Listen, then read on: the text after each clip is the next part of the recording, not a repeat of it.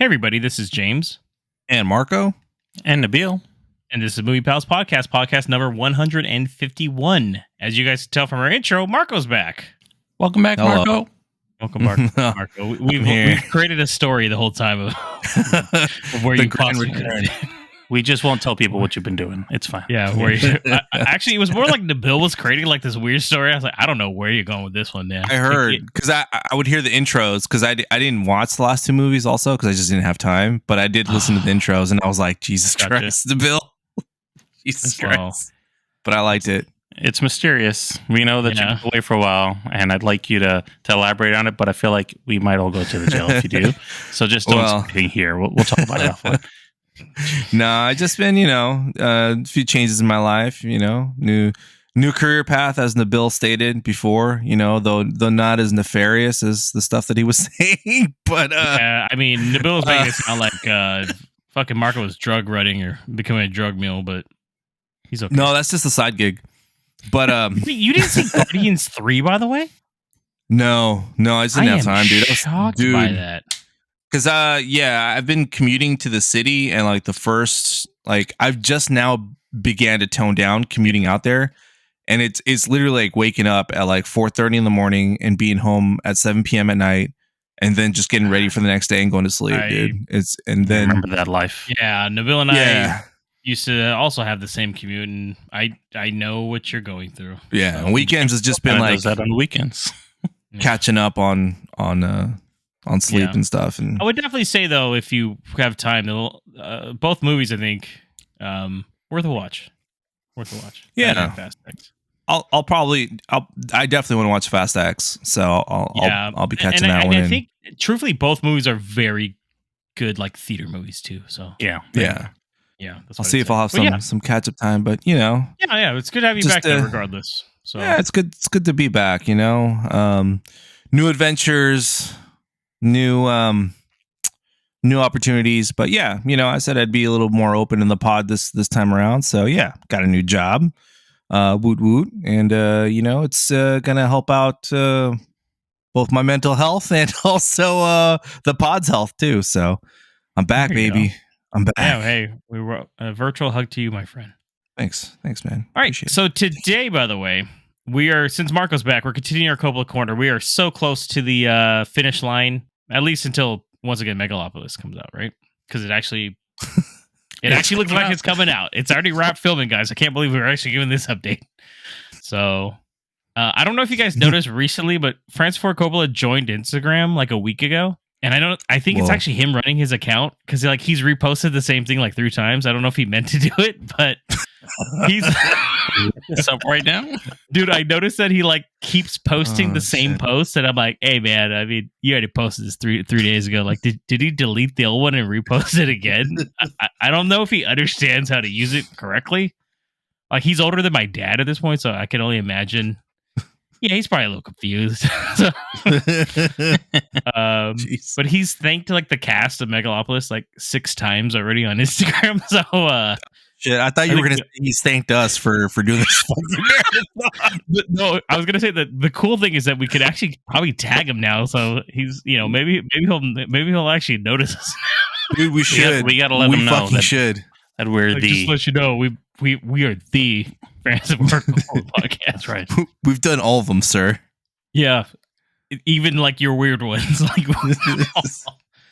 Please start from the beginning. Just we're giving you good criticism. So, but yeah, he just as a heads up, he officially. I had no idea he didn't really have an Instagram until a week ago, and then I realized why. I was like, oh, okay, I get it. I was like, you might want a PR guy to run this. Follow him now. Yeah. So yeah, we are continuing our Francis Ford Coppola Corner with a review of the 1997 film The Rainmaker, followed by a review of Spider-Man Across the Spider-Verse. I think a lot of people may have heard of that film as well. So without further ado, let's get into our Francis Ford Coppola Corner. I may have gone too far in a few places. So there's not a lot of trivia from our last film that we did, Jack, as about a month and a half ago. We did that one, 96, to The Rainmaker. But there are just a few little tid points here that we're just going to bring up. So the last film Coppola directed in the 1990s, The Rainmaker, was based on the 1995 novel of the same name by John Grisham. Curious to understand the appeal of John Grisham's work, Francis Ford Coppola picked up a copy of the book at the airport and ended up finishing it on the flight. Impressed with its ability to hold his attention so thoroughly, he decided to make the film adaptation of the book his next project. Grisham said of the film, "To me, it's the best adaptation of any of my books. I love the movie. It's so well done." The film grossed about $45 million domestically, more than the estimated production budget of $40 million. But in true Coppola fashion, it was a disappointment compared to the previous films adapted from Grisham novels because it didn't actually make real money. Dang, okay. Wow. So without further ado, let's get into our review of The Rainmaker. And who are you? Are you a lawyer? Well, I just passed a bar. Well, you got a hell of a lot of nerve walking into my courtroom without a license. Now get the hell out of here, get your license, and then you come back. In law school, Rudy, they don't teach you what you need to know. It's all theories and lofty notions and big fat ethics books. What's wrong with ethics? Nothing, I guess. In the world of lawyers. Good afternoon, Mr. Van Landel. Do you have a lawyer? No. Good. Very sorry, Mr. Van Landel. Very sorry. We're gonna get you a bunch of money. In the city of Memphis. That was blatant ambulance chasing. Right. Better learn quick, you're gonna starve. An incredible story is about to unfold. We really need your help. My son is dying, and the crooks won't pay for his treatment. I'm very sorry to be here under these circumstances. Well, we wouldn't be here if your clients had done what they should have done. All right. The Rainmaker, sitting at 82% on Rotten Tomatoes. The story for this one goes, a struggling new attorney, Rudy Baylor, resorts to working for a shady lawyer where he meets paralegal Deck Shefflet. When the insurance company of Dot Black refuses her son's coverage, Baylor and Shefflet team up to fight the corrupt corporation taking on its callous lawyer. Meanwhile, Baylor becomes involved with Kelly Riker, an abused wife whose husband complicates matters when he confronts Baylor. Surprised they even included that in there, but okay. Yeah, I was like, okay, but you know. I'm like, sure. So once again, this is directed by the great Francis Ford Coppola, because we are the Francis Ford Coppola podcast. Yeah, definitely. Movie friends don't got shit on us. Stay away from our area. Go back to Napa County. Written by Francis Ford Coppola, Michael Herr, who did Full Metal Jacket in 1987 and also Apocalypse Now in 1979, and based on the novel, as Nabil said, by John Grisham. So the movie released in November 21st, 1997, with a budget of $40 million. Its box office, however, was only $45.9 million. Ouch. The movie stars Matt Damon as Rudy Baylor.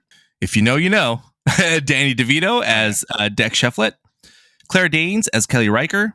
John Voight as Leo F. Drummond. Mary Kay Place as Dot Black. Teresa Wright as Miss Birdie Birdsong. Wow, what a name. Virginia Madsen as Jackie Lemancic. Mickey Rourke as J.L. Bruiser Stone, and Johnny Whitworth as Donnie Ray Black. May I add a very yoked Mickey Rourke? But yeah, he's like, this must have been when this is like he was boxing at this time, right? Yeah, before the you transition to you could too tell much. So. Yeah. He's got a look to him. Yeah. Additionally, it stars Roy Schneider as Wilfred Keeley, Randy Travis as Billy Porter, and Danny Glover as Judge Tyrone Kipler.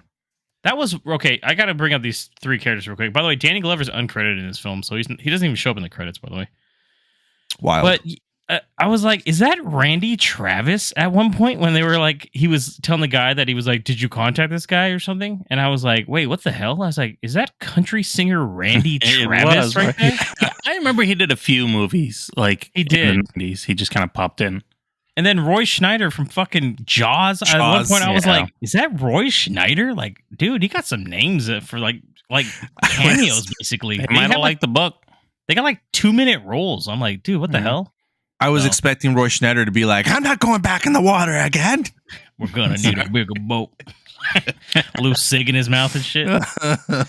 Oh man. So again, we like to go over the history we have with the movie, if any.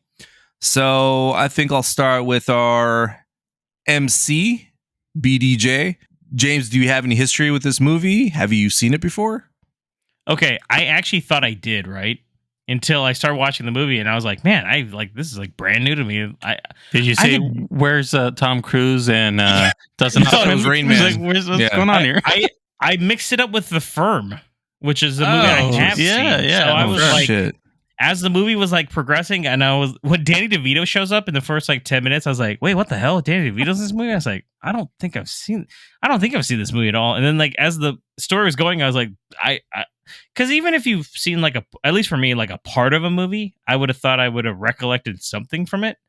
Mm-hmm. But man, it was like a blink. So yeah, no, I've actually never seen this movie. I have heard of it, obviously. Oh shit! I think they made a lot of John Grisham films in the 90s, I want to say, right? Yeah, it was one of the other ones. They did. They made, Yeah, I did. But once again, I did mix it up with The Firm, which came out actually like 4 years prior in 93, I believe. All right. So yeah. I was like, yeah, where is Tom Cruise? Yeah, I think. But yeah, never seen it. So first time. All right. What about you, Nabil? What's your history with this movie, and have you seen The Rainmaker before?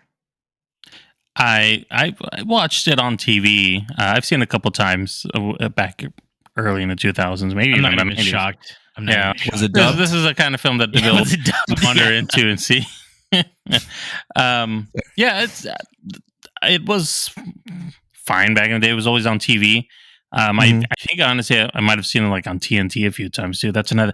I watch a lot of TNT. A couple of times I made a reference to that. So I feel that a lot of good movies back then before they went to their drama stuff. But yeah, I've seen this film at least a couple times. Right on. So we have one no and one yes. I've heard of this movie, and I obviously saw it in theaters because I've seen all of Coppola's movies in theaters. I'm old enough, as you know. Wait, really? No, there's no way. I was about to say. I haven't seen all his movies in theaters. But I'm thinking 97 though. I'm like, there's a chance you did see this in theaters. No, I did see this in theaters. Yeah. Oh, you're not lying about that. No, Holy I shit, did see I'm it. the only one that never seen this before, huh? Yeah. Oh wow, I think that's the first. I saw it in theaters, and I think when it came out for video for rent, my brother and I rented it because we thought our parents would like. We saw this alone, just me and my brother. Oh wow! Yeah, our cousin was assistant manager at Cinema 6, and we got to see free movies, and we saw that Danny DeVito was in this. We didn't even know who Matt Damon was really. So we're like, I don't think anyone did. This is the first story. Yeah. So wait, did you know this was like a Coppola film? Nope. No? Okay. I never knew up until we started doing the Coppola Corner. Wow, okay. And truthfully, I actually thought this was another Tom Cruise movie. I thought this was Rain Man. Yeah. So, oh my God, dude. I was like, oh shit, I never seen Rain Man. I'm actually going to be able to see it. And then I look at the thumbnail for the movie as I'm about to watch it, and I'm like, oh shit, no, never mind. You're like, what's Matt Damon doing on the cover? Yeah, I'm like, fuck. Hoffman? Where's Dustin Hoffman? So yeah, definitely seen it before, a couple times. But this has got to be a first then. Like me not seeing the movie, and you guys have both seen the movie before in the Coppola Corner wise. I think this is the first one. I think it is too. Yeah, that's crazy. Wow, there should be a prize for that. Coppola films to get to that point. Yeah, like his last film before he disappeared for like a decade, right? The tables have turned. The turns have tabled. Jeez. So yeah, well, James, with this being your first watch of The Rainmaker, I'm gonna struggle. By the way, I might say Rain Man a few times. So, you almost just said it there again. I heard you. That's why I almost said it with the bill. When I paused, I was like, wait, it's Rainmaker, not Rain Man. So, what did you think about this movie? This was super surprising. I'm usually not into court dramas at all. Mm-hmm. But man, this movie really worked for me, man. I really enjoyed this. Like, also, I guess it helped that I thought it was something else too the whole time for the first 20 minutes. I was like, okay, I know where this is going. And I was like, wait a minute. Why is there this subplot? I just liked it, man. It's like, I didn't think Danny DeVito was actually in the movie. And then I was like, never mind. He's in the whole fucking thing. I thought he was just like a quick cameo or something. That I was like, no, he's like a main dude. Yeah, I liked it a lot, man. I thought it was a really good story. I like the pacing of it. It just shows you, like, as a even a young man, Matt Damon was really like set to be a lead, you know? Like, I feel like his presence in this film works really well. It's not perfect, but I really liked the movie. Like, the storyline just it really moved me, especially getting back at like this big corporation that screwed over this family, you know. And there's even some comedy mixed in here with like the way that Rudy and Deck work for Bruiser, and there's like all these hints early on that like Bruiser is not like a great guy, right? Yeah, it's not like he's like on trial and shit, and he's trying to like do these things, and he's like the FBI's investigating and all this crap. And but I like how he subverted the fact that Bruiser technically didn't screw them over. No, like, which he was screwed cool. over his firm. I actually loved that part. Yeah, same. I was like, he was shady, but like he never really like screwed over like his crew. He actually like paid him out. He understood. He actually helps them near the end of the film too, which I thought was awesome, because he's like obviously like in Cancun or some shit. He just won't tell him where he's at. He's like, yeah, don't worry about it. And he's always smoking his cigarette. Yeah. So that was like one of those little small roles. I know a little off, but Mickey Rourke, I think, like really like just nails that role. Like he has the look too, and like you said, this is still somewhat handsome Mickey Rourke playing this one. So. Absolutely. It was cool. But yeah, I actually was super surprised. I really actually enjoyed this movie quite a bit. Pre-Botox Mickey Rourke. Before he became the Blob, the or wrestler. Fuck, man, it looks yeah. It's insane how different he looks even like 15 years later after this movie came out. Like, holy fuck, dude, what happened? So I was very surprised by this movie. Nice. Oh, good to hear. What about you, Nabil? What'd you think about The Rainmaker? Yeah, it is a good, solid court drama. It has a good plot. Matt Damon is very likable in this story. Like he's young, but not too young. Mm-hmm. So he's coming off as capable, somebody who would be starting out as an attorney and trying to figure out his career path, but doesn't have all the resources available to him. So he's taking what he got, and it's a very. It is. I like that it's very focused, where it's really looking at this overarching story. There is a couple subplots, but it's there to show, I think, at least from my interpretation, it's there to show like his flaw as a young person, right? As a new attorney. Yeah. So I think that's part of the reason why he's like, we've got this subplot about him being with the married woman that he's got to deal with some crap over there. So Riker, so it's like I understand the reason behind it, but and like James said, Danny DeVito, he just makes the film just that much better. I liked his character. I liked that he was wanting to be an attorney but couldn't quite make it past, he couldn't pass the bar. So he even says like, are you gonna retake? He's like, nah, probably not. Probably not. Yeah. He's failed it like 6 times. Yeah. I was like, that's too expensive. I ain't got money for that, But he's like, he's there and he's trying to help, and he's obviously interested in it, and he did some shady stuff before, and he's like, but I really want to do the good stuff if I can, so he's finding his way through it. So like all this, it all just works really well. It's not the most perfect film, but for what the film is, it's a very good story, and it's got the right characters, and it's got a good tone to it. I think Danny DeVito's like super likable too. He is. He is.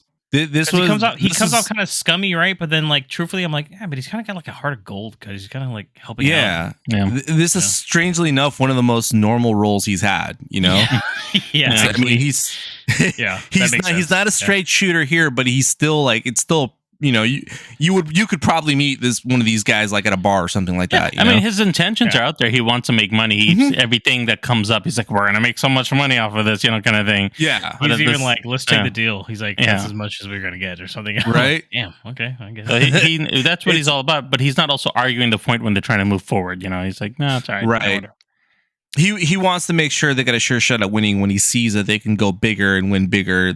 He's on board with it, and that makes his character likable for that. It's like he's just trying to go for whatever has the best percentage of winning. So I agree with you guys. I like this one too. Actually, scratch that. There's one part I don't agree with, Nabil, and it's the whole Kelly Riker subplot. Like I get it. It's meant to show his flaws and the fact that he's still young and trying to grow. But I think that the whole court dilemma and the whole court case show that I think was strong enough for that, and it almost felt like Coppola felt like his writing in that wasn't strong enough to show that this is a young, struggling guy. But I disagree with that, because you see Matt Damon's character stumble and struggle. Like he messes up a lot of objections and he doesn't know all the rules. He's working in a state he's not familiar with.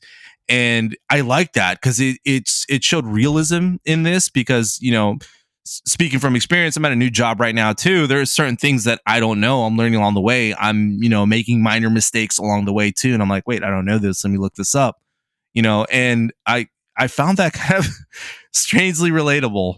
So I felt like that was enough to show, you know, the type of growth that this guy needed and his whole character arc. I liked everybody, you know, in this film as far as their performance goes. Like, yeah, Mickey Rourke was great too. I didn't even know he was in this movie, truthfully. Me neither. It's crazy. Probably because, yeah, I didn't know who the fuck he was back then. And I was like, damn, Coppola got him from Rumblefish. Yeah. So I was like, holy shit. Even like I mentioned Danny DeVito's performance as Dex Shiflett, like he was just, you know, it's weird because I'm watching him in Always Sunny in Philadelphia and he's this wild character, and here he is just playing like a straight role, and he does a really good job. You forget like how talented he is as an actor. Claire Danes, surprisingly enough, as Kelly Riker, though I didn't like her subplot and the fact that it was kind of shoehorned into this movie. It was nice to kind of see Claire Danes, you know, in a movie because I was such a big Claire Danes fan back in the day. John Voight, he's so good. He is the 90s and early 2000s scumbag. Dude, this movie came out the same year as Anaconda, by the way. So. Oh, really? Oh, wow. Yeah. Oh, shit. And I think Anaconda came out before it, actually. So, with his shitty fucking accent. Like a Spaniard or some shit. Like, no, we're going to get some snakes. Shit, this was a year before, maybe a year before, or no, longer, before Enemy of the State also, where he also plays like a government, not that would be close, not a lawyer, though. but he's a government asshole in that. Is he? But, okay. But he's just that, like, he's that perfect villain, man. He's got that look, he's got that face, he's got the acting chops to really like make you not like his character. Leo Drummond was a piece of shit. Yeah. But I felt like it was perfect. He was the perfect villain for Matt Damon's Rudy Baylor. Like you really could see this like David versus Goliath sort of situation here. Because I mean, inexperienced lawyer, fresh out of law school, fresh passing the bar, going up like these experienced pros that are just like the fact that they're toying with them at the beginning of the trial too, and like trying to, you know, outsmart him with simple shit that they know they can't get away with a seasoned lawyer, but they're trying to like put one over on Rudy Baylor. Yeah. I thought that was really, really well. But yeah, overall, not a perfect film, but still very enjoyable, very strong topic with some levity thrown in there that overall, and some realism thrown in there that really makes it an enjoyable film. It's really sad that it didn't make a lot of money, but you know, you win some, you lose some. I know we've gone over the plot a lot, but any scenes, Nabil, from the courtroom drama or any scenes in specific that stood out for you in the movie? Honestly, you already kind of touched on it. You know, when he's in the courtroom, like one of the first scenes in the courtroom when he's deposing a witness, that he's, I mean, we've seen enough courtroom dramas. I know that he was leading the witness, and there was an objection from John Voight's character each time that he was leading him, and he eventually learned. But it was just interesting to see that, you know, don't forget he's a new attorney; he's never done trial, right? Done a trial before, and the judge was very kind and kind of allowing him to work through that. And there was a lot of not just that scene, but there are other scenes where he was learning and realizing, okay, can I object to this? Or the judge is asking him a question like, well, what do you want to do? Do you feel like there's something you need to say here, kind of thing, like to help him along with it? And there was a lot of those little things that they did in the courtroom that I really appreciated, because that kind of re-emphasized the fact that he's new, and it didn't just throw that away as like a plot thing, which I really enjoyed. Even like approaching the witness, he didn't ask and he didn't know. Yep. He's like, oh, whoops. Yeah, those were really good scenes. Yeah, when the cross-examination can lead the witness, and he called that objection too. Right. He was wrong about that. Yep, I like that. Awesome. What about you, James? Anything for the courtroom drama or any particular scene that stood out for you? When Donnie Ray Black, they play back his video of him like talking about how he's sick and stuff because Yeah. they had to go to his house. Yeah. Man, that was like heartbreaking, dude. That was sad. Yeah. I was like, oh god, shit like that like hits me hard nowadays. So, and then that Randy Yeah. Travis scene was fucking hilarious, actually, where I liked how Rudy and Deck basically they find out that Leo and his crew are like bugging their office, right? And so they play to their strengths. They use like the guy that found the bugs as like pretending to be Billy Porter. And so when Leo comes in the next day, he's trying to call it out like, yeah, we can't do this. We got to get rid of everyone. And this guy takes it really like hard in the wrong way. I just like that where they got a little like one up on his ass just to show you that like Rudy and Deck are pretty resilient and they know how to. Even though they have their backs against the wall, it just shows you that they have like a lot going and that they're very talented in what they do. So I like that too. I like that scene too a lot when they pull one over with the whole bugging and they make Leo Drummond look like an idiot in front of the courtroom trying to say that shoe falls off witness tampering. Just crazy. Well, mind you, and the reason they were worried, right, is because it had nothing to do with the trial. Deck was worried that it had to do with the FBI thing with Mickey Rourke's character Bruiser, but so it was all by happenstance that they realized, wait, what is this? Well, we are being bugged, which is even funnier because they fall into it and then kind of lean more into once they've realized where this kind of came from. Which leads me to my favorite scene, which was mentioned by James. It's when they call Bruiser to find out how they can admit evidence, late in the trial, and then they realize that they can show stolen evidence so long as they didn't take part in the theft. And I like that Bruiser keeps telling him where it's at and stuff. It's like, it's over there, it's in here. You'll find it. You'll find it. And he's like, tells don't him worry. the name of the case. And I was like, yeah, but it's cool because like, yeah, they don't have the big resources that these other law firms have, but the resources that they do have end up helping them, and they end up using a precedent from a prior trial to help them get their evidence admissed in court. And I was like, that was pretty fucking awesome. And it was really cool to see one of Bruiser's previous trials. Yeah, the irony of it all is it was one of his. Then they use his nickname when they freaking quote it too. J Lyman Bruiser Stone, and everyone's eyes like, you got to be kidding me, dude. That guy. But yeah, I like that a lot. Investigation. Yeah.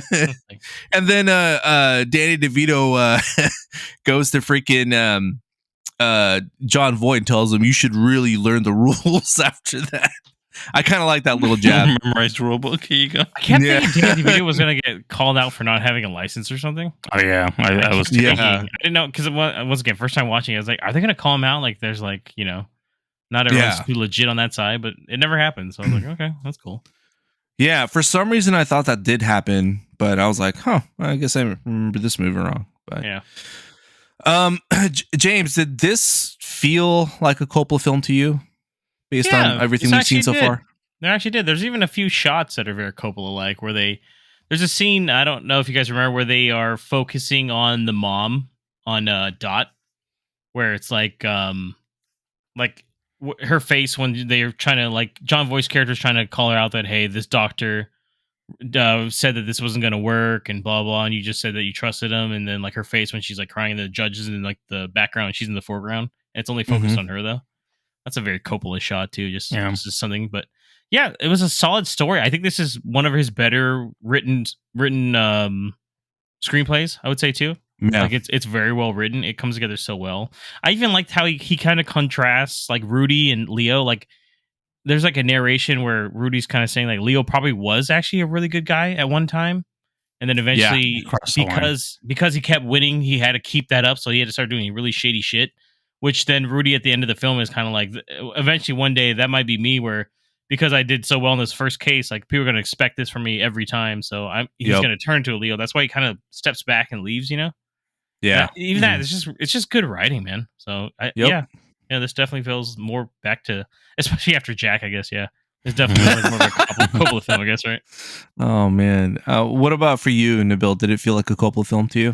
Yeah, the scene that really stands out for me is the interview with Jackie Lemancic, where they're in the courtroom and they're doing that whole scene where he's interviewing her, and then there's a cross, and then there's the follow up. Like that whole scene with her emotions kind of going from up and down, and everybody being super hyped up, and then getting like destroyed near the end of it. That Coppola's very good with giving enough emotion in the room and like showing that in camera and making you kind of feel like the stakes of what just happened and the severity of the outcome of that. And I think that whole segment in the movie was like so Coppola-esque. Like not many people can film a scene like that. I had no idea she was in this movie either, by the way. Virginia Madsen. I just kept thinking Candyman the whole time. I'm like, where's that goddamn Candyman? So, oh Jesus! Like, who was the guy with her, by the way, in the hotel? Is that like her security? Bodyguard, I guess. Maybe she's like, he goes where I go, and they never explain it. I'm like, I always assumed it had to do with the insurance company was gonna, if they found her, was gonna kind of kill her or something, right? Or something, right? He's like, they must hold the protection. Okay, that makes sense because they don't really they gloss over it. Like, yeah, he's with me wherever I go. He goes. I'm like, who the fuck is he? So just showed how afraid she was of that insurance company. Yeah. But I like the reality checks that he gave every plot point, like the two that you guys mentioned, like breaking down Dot Black and her defense of the bone marrow transplant, and just going back and reading over that the doctor told her it wouldn't work, and then when Nabil just mentioned of what they did with Jackie and breaking her defense down, it added that sense of realism. And even the ending too, where they win but they don't really win because the insurance company files for bankruptcy. Yeah, and it's like, okay, they won the case, but they're not they're not winning the money or anything. No. And I like those things because it just it was a bittersweet ending. And it is, yeah. Tacking on what James said too about Rudy realizing that this isn't the line of work that he wants to do, and sometimes that happens in life where you achieve a goal, you get to where you want to be, and then you realize, you know what, this is not for me. I'm gonna probably take a right here and go a different route. Maybe possibly around the same career background, but not necessarily the same career path. And I like that. I like the fact that made it feel like a Coppola film to me. That, and I feel like if I hadn't have watched Tucker, because there's almost some similarities to it between Tucker and this movie. Both end very bittersweetly. Yeah, yeah.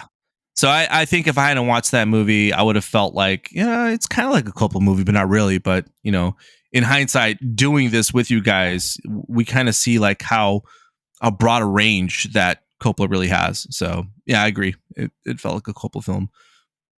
So that being said, we've reached the part where we give our film a star rating, 1 to 5, with 5 being, fantastic and perfect, and 1 to half a star being trash. I'll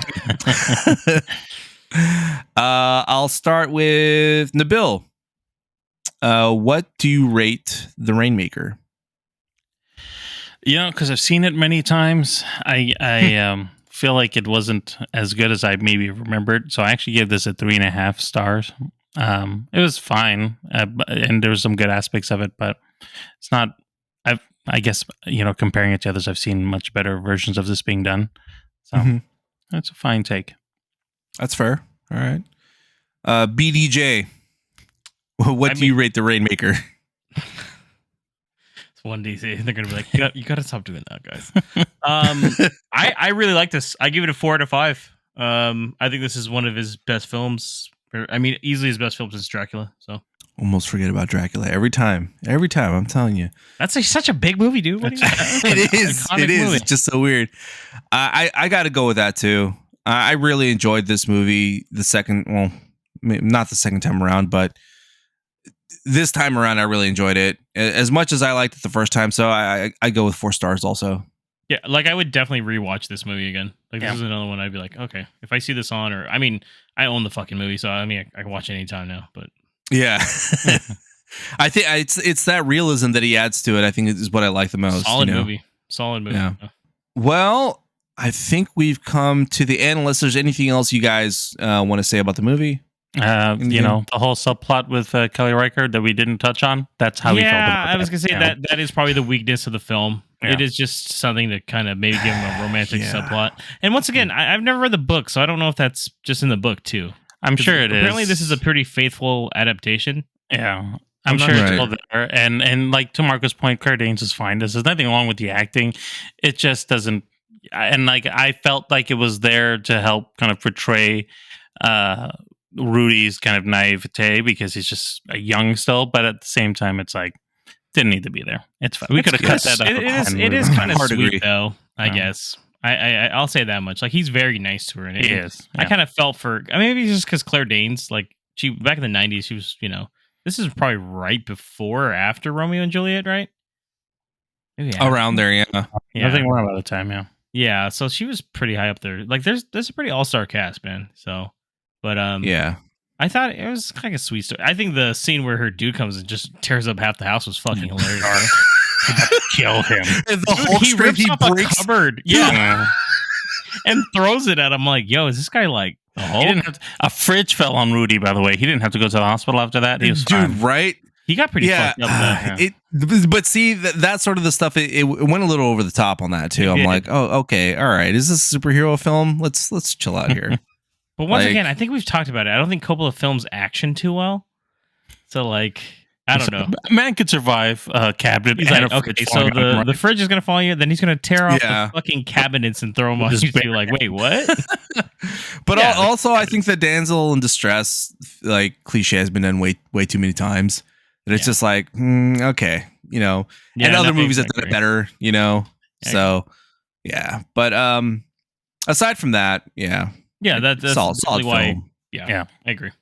We would all still recommend you guys watch this. I'm assuming so. Yes, go back and watch the classics, guys. Great movie. Yeah, absolutely. Definitely. And once again, this is his last film for like 10 years. By the way, as we're gonna find out by next pod. Like he takes a decade. Not really a break, just like there's stuff that happens in between, but yeah, it's pretty wild. All right, let's move on now to our main review of Spider-Man Across the Spider-Verse. My name is Miles Morales. I'm Brooklyn's one and only Spider-Man. And things are going great. Oh yeah, you were supposed to be here at 5. All right, whatever. Whatever? Wow. Whatever? So are you like a cow or a Dalmatian? I am the Spot. It's not funny. Don't do that.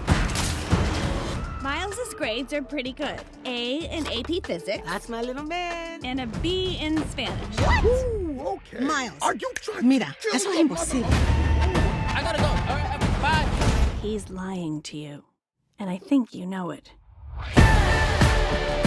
What's up, danger? Miles! Want to get out of here? Oh, when? So wait a minute. There's an elite crew with all the best spider people in it? Who's the new guy? This is unbelievable. This is the lobby. Miguel O'Hara. The whole thing was his idea. What's a guy got to do to join this spider team? You can never be part of this. Don't even get me started on Doctor Strange and the little nerd back on Earth 1999-99. Come on, go easy on the kid. He had a terrible teacher. Peter. Miles! Spider-Man Across the Spider-Verse. It's currently sitting at a 95% on Rotten Tomatoes. The story is that Miles Morales catapults across the multiverse, where he encounters a team of spider people charged with protecting its very existence. When the heroes clash on how to handle a new threat, Miles must redefine what it means to be a hero. So this is directed by Joaquim Dos Santos, who was also a producer on The Legend of Korra, as well as Kent Powers, who was a writer on Soul, and Justin K. Thompson, who was previously a production designer and included some of his credits, at least from this film series. He was a production designer on Spider-Man Into the Spider-Verse. This was written by Phil Lord and Christopher Miller, who of course also wrote and produced films like Cloudy with a Chance of Meatballs, The Lego Movie, and Spider-Man Into the Spider-Verse. and Dave Callahan, who has also written for The Expendables, Godzilla, Zombieland Double Tap, Wonder Woman 1984, as well as the last and most recent Mortal Kombat. So this film is currently playing only in theaters and was released on June 2nd. It's starring Shamik Moore, who plays Miles Morales, aka Spider-Man, Haley Steinfeld, who is Gwen Stacy, or Spider-Woman, or Spider-Gwen, Brian Tyree Henry as Jefferson Davis Morales, that's Miles' dad, and Luna Lauren Velez as Ria Morales, that is Miles' mom. Jake Johnson plays Peter B. Parker, the other Spider-Man. Jason Schwartzman is here as Dr. Jonathan Ahn, or the nemesis, The Spot. Issa Rae plays Jessica Drew, also Spider-Woman. Karen Sony plays Pavitra Prabhakar, which is Spider-Man India. Daniel Kaluuya plays Hobie Brown as Spider-Punk. Oscar Isaac plays Miguel O'Hara as Spider-Man 2099. Mahershala Ali plays Aaron Davis. Andy Samberg plays Ben Reilly, Scarlet Spider. And Jorma Taccone plays the Vulture. So, Marco, since you're back and all and had a chance to watch a few movies with us, what did you think about this film? I really liked it, man. Yeah. Solid comic book movie, entertaining, action-packed. It's nice to see a really good comic book movie and come to realize what that looks like again. Yeah, sometimes it's just easier to see it in animation. Very true. Yeah. What about you, James? What were your thoughts on this movie? Yeah, I liked it a lot, actually. I thought it was a solid movie. It's not perfect. I think a lot of people are really hyping this movie up to be like the best animated film ever, all this shit right now, but I don't quite agree with that. I think it's a good movie. That's how you really feel, James. I thought it was cool. Yeah. I do think it runs quite a bit too long, especially for an animated film. But I had fun watching this. Yeah, I really enjoyed the movie as well. It's still a very stylized film as it was in the first one, and I think that really helps it stand out amongst a lot of other kind of comic bookish films and animated films as well. They every character has its own kind of unique look, and I feel like they've spent a lot of good time with really understanding who Miles is in this film. So I really enjoyed that and kind of giving off his uniqueness. So yeah, I think the film was a really excellent sequel to the original one. But since, James, you had mentioned that there's some things that you felt weren't deservedly hyped, what worked for you? What didn't work for you? Do you feel like something was off in this movie for you? Most things work, though, in this movie. Yeah. I would just say that much. I do think what didn't work was they do, especially early on with the family drama, they do kind of, I think they linger on it a little bit too long. Just to kind of get the ball rolling. Not just like there's a whole sequence with Gwen that takes about like 20 minutes in the beginning of the film, where it's, you know, we're getting her backstory and such like that, which is fine. I mean, that works, but then we get it. Then we go back to Miles, and it's kind of like more of a recap at first, and then we get into kind of like Miles' life too, and it feels like I think it, for me personally, it was just kind of a slow start to it all. But that's probably like, you know, a gripe, and truthfully, I kind of wish they. I'm not trying to go too much spoilers right now, but like, for instance, Oscar Isaac's character, I thought we were going to get a little bit more of him in this movie. I felt like I didn't get enough of him in this film. I felt like he was really interesting, but we didn't learn a lot about him. I get it with his plot and such like that, but and I really would have liked to see more of the variants. I feel like it's weird. It's a 2 hour and 20 minute long movie, and it, like, the pacing's fairly well done still, but like by the time they get to the variants and such, I feel like they almost rushed through that part, in my opinion, at least. Like, yeah, I would want to see more of it. We didn't get a chance to sit with the individual characters. Not really. It's like he shows up, things happen, and he's out. And it's like, fuck, you know? I mean, but a lot happens in though, those scenes, so. but yeah, at the same time, you don't get to sit a lot with them. I see what you're saying. Yeah. What about you, Marco? Was there anything that didn't work for you, or was there a lot of stuff that like really spoke to you that you felt like made this an excellent movie? My only critiques, really a little different from James, is really kind of in the action. They I watched this with my family. I watched it with my brother and with my son Xander, and when a freaking 9-year-old points out that they're breaking through windows a little too much, it's kind of an issue. And I kind of noticed, I was like, yeah, they are breaking through freaking through buildings and stuff, like a little too much. And I'm like, is this a Fast and Furious movie? Am I in the right theater? I think that was that's the least of your worries. And so that was really my only gripe, is I felt like the action was a little less like varied in this as opposed to the first one. There's also a lot of like falling. Yeah, like it feels like they're falling rather than being chased. And I don't know if it's because of the style or not, but it would have been cool if it went, like, I get it, they're trying to be a little different, but it felt more vertical than horizontal. And if they did a little bit more horizontal, that would have been okay. But it just always just felt like they were falling or crashing through buildings. But that's really my only real nitpick. There is a lot of broken windows in this movie, I guess. Specifically through buildings. Yeah. Yeah. There's a lot of jumping through buildings. I would only say to that I felt, so I really liked this movie, and I liked the action aspect a lot, because to me it really felt, it's like you said, Marco, they're trying to go for something different, and I think it's because it's a different superhero. It's Spider-Man, right? So he doesn't fly. He's not like a brute force kind of guy. He's quick, and he's quick on his feet. He does the quips and everything, but also is very like intuitive, right? And so I think the way that I see it, at least, like the vertical fighting kind of thing, was them being really quick and moving around in small spaces. You know, like the fight with Miles Morales and the Spot early on.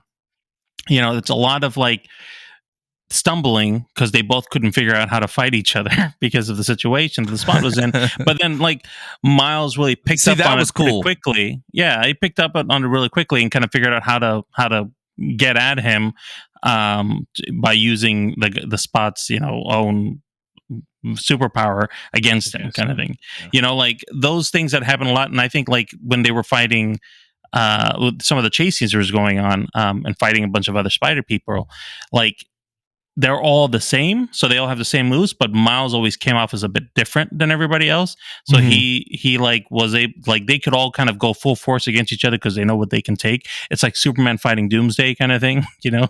Right.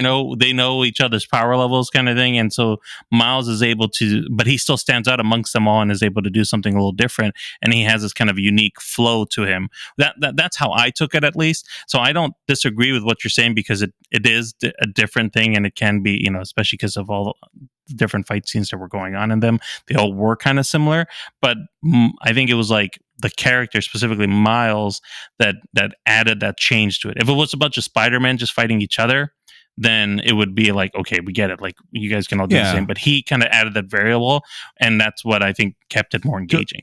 Like, don't get me wrong, it looked cool, but for example, you mentioned like Spot, that the Spot fight was really like interesting and different because of the fact that he could open portals anywhere. Like, you know, that like if they had, you know, something more like that, you know, I felt like it would have added a little bit more. Like, for example, he uses this isn't really a spoiler, but at one point he uses his invisibility to spy on a character, right? And I'm like, why didn't he use that during the fight with the other spider people? Because it's something that they don't have, and I wish they would have utilized a little bit more. But again, and that's just my only real nitpick. I still overall enjoyed what I saw.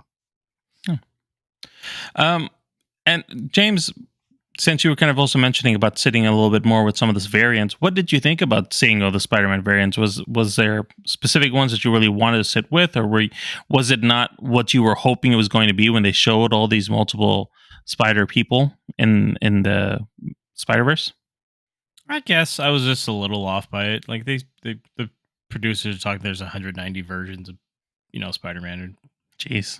I maybe remembered 3 of them. Yeah. So it's like they didn't have mine and James' favorite version on there. Yeah, I was looking for them. Trust me, they almost got. I was like, where is it?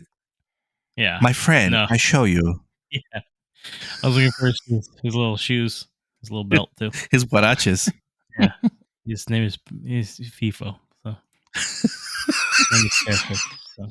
But yeah, there's yeah, I guess I don't know. I wish there was a little more with it. I really feel like that the multiverse part is still like God, fucking Marvel stuff just glosses on it. I wanted more of a deep dive. I guess that's cool. Like the like fucking Spider-Man India and all this shit. But I don't know. And I guess one of my gripes is like as cool as the Spot is, I don't think he's like the coolest bad guy. No, I mean they were ripping on him in the entire film though too. Yeah, I know that's kind of the point. That he's kind of creepy, and then I guess because it's no offense to Jason Schwartzman, but he's got that voice where I'm like, man, I can kick this dude's ass. You know what I mean? But I'm just saying, like, he always comes off as like, okay, he's just being himself again. That's fine. Yeah, but it was fine. But like I said, I actually still really enjoyed it. Like, I know I'm just getting nitpicky on it, but I thought I don't know. It was cool. It was fine. Like there was a lot of those Leo moments for me, like from Once Upon a Time in Hollywood, where I was like pointing at the screen. I was like, oh, that's blah blah from blah blah. Blah blah blah blah. I was like, oh shit. So yeah, that's it. Yeah. Margot, what about you? Any thoughts on any of the other characters? I mean, even the main characters. We haven't really talked too much about Gwen Stacy or Miles specifically. I know the beginning was a little slow with the whole Gwen Stacy stuff, but I like that they expanded more on her. I do agree that maybe they didn't really need that continuation with Miles Morales because we already know his origin from the first one, but I do like the expansion on Gwen and learning her background and seeing her struggles and what she has to go through. I do like the other variants as well, the ones we got, specifically Hobie. I think he was my favorite because Daniel Kaluuya voices him. I'm not going to say anything about actors. I'm just going to say I like that they voiced them because I jinx actors, so I'm not going to say shit. I'm just going to say I enjoyed the character. He seems nice. Yeah, I'm going to knock on wood. And I like that he brought chaos into this, and that he was not a true anarchist, real punk. Yeah. I like that they went hard on that. It was interesting, and Spider-Man 2099 was very interesting. I do agree with James that when we get to the variants, we just get kind of a small, spurts here and there, and I wish we could have expanded on that as well. But I get it. They were trying to really fill in the main characters, which is Miles and Gwen, and kind of like make them shine a little bit more, but still would have preferred to get more from these Spider-Mans. I enjoyed what we got from Spider-Man India too. I thought that was very like unique as well. We got a different look. We just needed a little bit more of that, just a tiny bit more, but I liked what I got, Yeah. I was like, that's not Nabil. Well, I mean, Spider-Man India in the comics does not look like that. I think this was specifically redrawn for the movie. What's Spider-Man India look like in the comics? He looks like Spider-Man with like our big parachute pants kind of thing. That's all it is. He's got a Spider-Man costume with big pants. I'm like, so they ruined Nabil's origin story, and then they got a shady version of Marco playing Spider-Man 2099. Okay, I get it. Yeah, I mean, I agree. Then I would have loved to spend more time with the variants, like for sure. Spider-Man 2099. I've never been a big fan of his character, Miguel O'Hara, but he's not like the other Spider-Man. He's definitely not Peter Parker, and you can see in if anybody who's read the comics, like he's got claws, he's got fangs, he's got like they don't really go into it though. Yeah, they don't go into it. I don't know anything about him, truthfully. So I was like, is he a fucking vampire? Like okay. Yeah, they don't really touch on it, and I feel like people looking at that saying, well, why is he different from all the other Spider-Men? Are they going to explain it in the sequel, or like people are saying like like Peter B. Parker's like, no, he's a good guy, but like. Okay. Yeah. I couldn't tell. I'm like, we barely, dude. I was like, did he show up for one day to do his lines? Like, it seems like it. And I was like, sorry, I gotta go do Moon Knight. Talk to you guys later. Fucking Marvel D Squad, let's go. So he's got a different thing going on. And like, I like that they went to the different world of Spider-Man India. That was nice to go see another universe. Cool. Just to see. But that's the only universe they really go. I mean, outside of the ending part, right? Right. Except for I wanted just like I know we did Multiverse of Madness. Just like that movie. Like, if we're gonna say multiverse or a Spider-Verse, like, show me more than two, man. Come on. I will say though, James, I feel that they did. I mean, compared to the Doctor Strange film, they did that better. They addressed it better. It's not what I want. I still want more of it. Like the Lego thing was cool, and yeah. But it's just like, just give me one or two more worlds, just to like throw these guys in there. I don't know.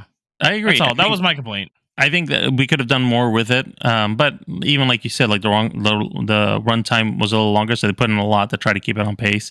But I feel like there was a lot more to add there, but it also made it more palatable compared to the multiverse. Like at least there's a purpose behind it. I still don't understand what's going on in Marvel. Like why do I care about this?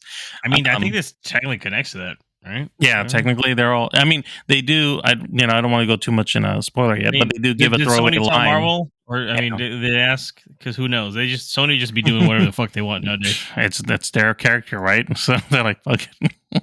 But sadly, we're gonna make it connect. Sadly, they have more hits right now than Marvel. Once again, watch Guardians of the Galaxy 3, bro. Yeah, you might like that one though. Yeah. So we talked about some of the action and art. I touched on that as well, but let's just talk about the overall plot, where we're going from Spider-Man into the universe to Spider-Man across the universe, Spider-Verse. Marco, what do you think about how these stories compare? Do you feel that there's a good connection here? Do you think there's good progression and kind of see where this end game is kind of going to, or do you feel that these are really like standalone films and they can hold their own thing? It's definitely a good progression. They're going off of what they started in the first one and building on it, which I do like. You're learning more about these characters. They're growing as as from one movie to the next, which I do like. And they have a plan, and you start to see that this is the origin story of Miles Morales, and that's kind of what they're doing. In a way, they're sort of borrowing from Homecoming, where the series of movies is his whole, or it's not. The first movie is the origin, then the second one is where shit goes down. They're morphing those two ideas together, where while the second movie is quote unquote the darker one, and where the main character goes through trials and tribulations, it's also expanding more on his arc as well, and you realize more that some of these main characters haven't really gone through their full arc. They're about to reach the apex, and they're about to be who they're supposed to be, and I kind of like that. Yeah, it's borrowing from a different franchise, but it works, and they're taking in what they introduced from the first movie and making us like it even more. And the family drama, though, it's overly extended.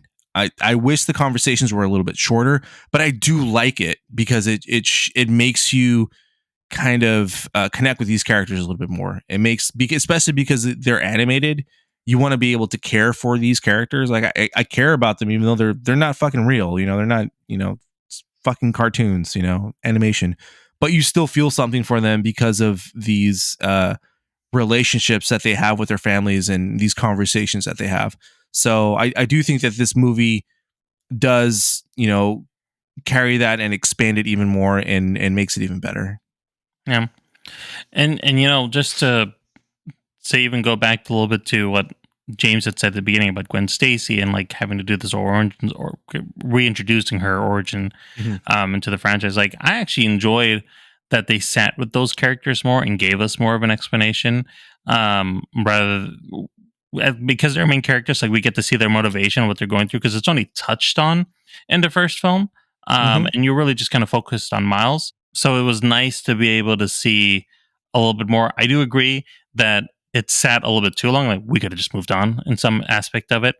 Like we didn't need Miles Morales too long. Yeah, exactly. Yeah, the Vulture thing goes on for a little bit, but we didn't need the recap with Miles Morales. It's like you just saw the first movie, you didn't. You know what I mean? Like but they're doing that for the continuing the trope. Everybody. Yeah, they did that in the first film. They kept controlling that trope, so it just kept going on. Yeah, but this one seemed like it was like, in case you missed the first one, here you go. Yeah, right. Yeah, because Yeah, because like, the dude, Gwen Stacy part show made it. sense because we didn't really get much of her in That the was first different. one. Yeah, so, you don't. yeah. You know, Peter died in that or something. You just didn't. I don't know if Right. we needed to see the whole fucking thing again, but Right. here we go. Yeah, and so I agree with that, and I think that's something that was nice to see, but at the same time, I totally get the criticism there as well.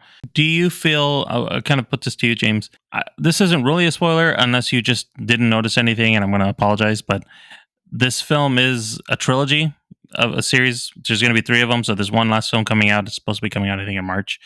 And they said that this was a part 2, part 3, and so they retitled them. This is early on when they Well, this is going to be a part 1, actually. The other one's going to be part 2. Okay, so there's going to be 3. So this ends in a cliffhanger. Do you feel like the way this film ended and where we're kind of going towards, do you think there's enough here for another sequel? Like, can you see a long game here, or do you feel like, oh, we're gonna? I don't know. Actually, this is the same issue I had with Fast X, right? Yeah. Like, I feel like there was only like 15 more minutes to this movie. I think if they make another 2 hour and 20, I don't know if that's spreading it a little thin. You know, like fuck, like.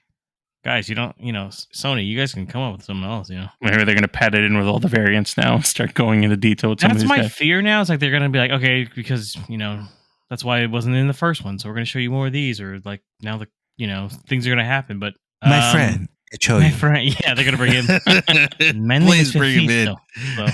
Or Vid Mini Spider-Man 2, bro. Come on. Or Vid Mini Spider-Man. Come on. Please, I hope show they him. Show him. Yeah, I don't know. I actually was like, they probably could have wrapped this. They could have made this one movie. Let's face it. Like, this could have been, especially with the runtime. Like, this could have been. They go over quite a bit of shit in this movie. Like, yeah, I feel like they're. I don't know. There's I feel like the next movie here. I feel like the next week could wrap up in like 30 minutes. Like, right? They go and do something, save somebody, go back, get the thing, save the day. There you go. Mm-hmm. Unless they have a bigger plan, like they want to implement all their franchises into this somehow. Which so like, who wouldn't be surprised by that, right? It's like this is the real multiverse film that they're trying to set up. Because that's why we did that thing at Morbius, or they have Kraven the Hunter coming out, and this Spider, what the fuck her name is, Madam Web, right? Madam Web, out. yeah. And then another Spider Woman, so it's like, holy fuck. So kind of milk it for everything that it's got. I mean, they already shot those too, so it's like, who knows at this point? But I don't know, man. It does. It ends almost just like how Fast X ended. Like, holy fuck, yeah, it is dude. very abrupt. Yeah. Except I was, at least for the Fast X, it's kind of mentioning like there's going to be a lot more to this, to a point, obviously, especially with the reveal. But with this one, I was like, I don't feel like there's much more. Like, I mean, don't get me wrong. Obviously, I didn't write this film, so there kind of is, but it's a spoiler, and I'll talk about it in spoilers. Yeah. So, okay, but that's the way. That's how, at least how I felt. I feel like it could have been wrapped up in another 20 minutes. Yeah. So. Yeah, I mean, for an animated film, I agree. It was much longer than I thought it was going to be. I didn't feel like it was that long, but when you really see what was going on and kind of sit with it. This is the longest animated North American film ever made. See, that doesn't surprise me because most films are around animated films, especially they're expensive to make. 90 minutes is what you're expecting. So this is 2 hours and like 19 minutes or something like that. 20 quite long. Yeah. Okay, so we are going to go into spoilers and talk a little bit about films before, a little bit more about the movies in more detail. But before we do that, let's just talk about our star rating. I'm going to go with you first, Marco. How many stars did you give this movie? I give this one 4.5 stars. 4.5. Very nice. James, how many stars from you? I give this one the same that I gave Into the Spider-Verse. I give this one 4 stars as well. 4 stars. If you didn't already tell, I really like this film, so I gave this 5 stars. So, but I'm also, full disclosure, Spider-Man fanboy. So, like Marco with DC, I'm also a little biased sometimes. So take that for what you want to take. Superman. I will say this much: I actually enjoyed the first movie a little bit better than this one. Yeah, in my opinion. So there you go. I think we all do recommend watching it, though. But probably, I don't know if you. I feel like you should watch the first film as well if you haven't. I feel like you definitely. I mean, you need to. Yeah, you should watch the first one. You could. I mean, you get a little bit of the recap. Yeah, but I mean, come on, man. It adds more weight. Definitely adds more weight. Yeah, it's just like saying you can watch any Star Wars movie in any order, right? Technically, but I mean, you could. I mean, I just jump in from Return of the Jedi. That's all I do. Watch 9, bro. What are you talking about? That's my favorite one. Shit, I just watch Rogue One and that's it. Gareth Edwards appreciates that. Yes. All right. So if you haven't seen the film yet, you're going to skip forward a little bit so we can tell you what we're going to be watching next after this pod. Otherwise, stick around for just a second so we can go into more details in the spoiler section. Oh, so there can only be one Dominican Spider-Man. My friend, my name is Fefito. My friends call me Fefo. Spider-Man! I'm going to test my super sound. What the fuck, my guarachas? All right. So the crazy twist is that Miles Morales is technically an anomaly because the spider that bit him wasn't meant for him. It was from a different universe or Spider-Verse. Dominican Spider-Man. Yeah. That's right. It was for the other Dominican Spider-Man. And if he had not my friend, bitten, I chill you. his Spider-Man would have survived and none of this would have happened. And he got sent back to the alternate dimension and found out that he himself... and he would have lost his guarachas. So everybody's really fucking mean to him. Yeah, they all hate him because of it, because the Spider-Man died. I don't really know. I guess. Because it causes the universe to collapse, just like with Spider-Man India, because he saved the cop dad. It's not his fault the spider bit him. Like, he didn't go after it. But there's a plot hole to that because technically, okay, so he wasn't supposed to become Spider-Man and Spider-Man wasn't supposed to die, but his universe didn't collapse. So right there, already the theory's broken. Yeah, it's been 16 months, by the way, since the events of the last movie. So and everything's been fine. Gwen Stacy's dad, more than spoilers, I can say it. Her dad quit, which is actually one of my favorite scenes in the movie. It's like, yeah, quit that shit. He quit, so he didn't die. So and he was supposed to die too. And so far, it's been 3 months that she's been away from her universe. Yeah. So, I mean, no, but hold on. He doesn't quit until she gives him the speech right there. Oh, I thought he had already quit. No. Oh, okay. He says, "I just quit" during that speech when she sang it, and that's why she breaks down. So he just quit. Actually, while she was expressing her actual feelings toward him and letting him know, like, I love you, blah blah blah. Yeah, well, good on him. But I don't know. They're gonna have to explain that shit. I think they got 2.5 hours to do it. I think the twist was interesting in the sense of, like, he's hella more Hispanic in that version. He is. He's got the dress. First thing I thought it was Marco. I was like, what up, dude? You know which way he leaned into. Dude, I was like, dude, this guy definitely knows Spanish. What up, man? Hey, what's up? I'm the Prowler, man. I was like, damn, Universe 42 Spider-Man's hella fucking Puerto Rican. But I don't see them, like, he's not gonna, like, kill himself. They're gonna resolve it and whatever, and they're gonna, or the team shows up. He realizes, he saved our dad. And it's gonna take an hour and 15 minutes to fucking. Oh, okay. Get everybody there to reintroduce everybody all over. He's gonna make some plantains from. They're gonna realize that they all, because if Spot becomes like super powerful, they're all gonna have to team up against him. Yep. So, I think I think all these Spider-Man that are kind of looking evil, like Spider-Man 2099 and Spider-Man Universe 42, they're all red herrings, because we all know the real threat's going to be that guy Spot, and be like, oh shit, hold on, he turned all black and shit, and also or Morbius would show up. Morbius might show up. I think that the whole thing, his motivation of saying it's your fault. I'm like, it wasn't his fault. He didn't create the collider. Like, you did that to yourself. You were involved in the situation. So why do you blame him? Bad guys blame this hero. That's true. Something, but it's you mean bad guy from Amazing Spider-Man 2?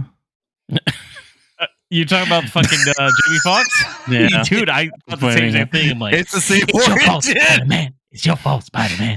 It's not his fault. You created me. Yeah, that's the same thing, because he wasn't, like, quote unquote seen. So, but he remembered his birthday, bro. He did. That's one thing. I'm sorry, this is an Amazing Spider-Man 2 thing. Although they do have a scene from it in this movie, which is cool. Yeah. We also, I don't know if you guys, speaking of the other variants, we didn't see our canon Spider-Man, which is Tom Holland. He wasn't. You don't think MCU got a lock on that, Marvel? No, not at all. That's still Sony's property. Danny Glover though from it. Or, We did. He's a Prowler, which is cool.